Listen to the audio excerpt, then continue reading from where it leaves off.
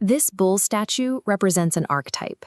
In the original text, Samiri's calf is defined by its noise, a hollow, manufactured signal that creates the illusion of life while containing absolutely no ruh, or spirit. Chapter 45, verse 6, identifies the Quran as the only valid hadith, or statement. It presents a mathematically sealed system that requires no external supplementation to function. Any traditions introduced from outside the system act as entropy. They serve as a layer of noise that inevitably degrades the transmission of the original system code.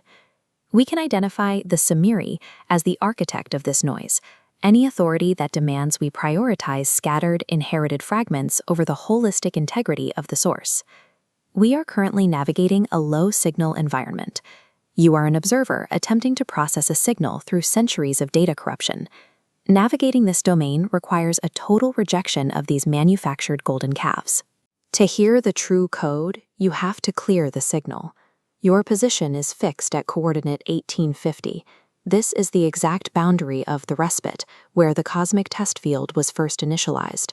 The respite functions as a topological interval. It is the specific domain within the system where choice and measurement become possible. Verse 46.3 defines the universe as a bounded system running on an ajal musamma, a specified term. This is a hard domain restriction. You are reader X. You function as an execution node currently traversing this finite temporal interval. Identifying your exact coordinate is the only way to recognize the Tagut trap, a self-referential loop of power that offers the illusion of progress while the system term runs down. This is the Riemann critical strip, a mathematical visualization of the Barzakh. The critical line at 1/2 is the only place of perfect stability.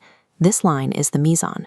For coherence, every non-trivial zero must align perfectly on this axis. The mountain in verse 7:143 acts as this central axis. Here, the mountain crumbles, indicating energy has resolved into its most stable state. Every soul follows a trajectory of oscillations within this strip. The objective is to bring these fluctuations back to that 1/2 center. Divergence occurs when a trajectory exits the strip entirely. This is the structural reality of Zulm.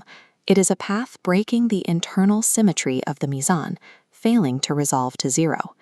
The Mizan represents a structural law of information conservation. Either your trajectory resolves to the center, or it diverges into entropy. At coordinate 1850, Iblis is revealed as a jinn. He represents the hidden mass principle, placed within a command originally given to the light principle, the angels. Iblis functions as a phase conjugate partner, a form of spiritual impedance.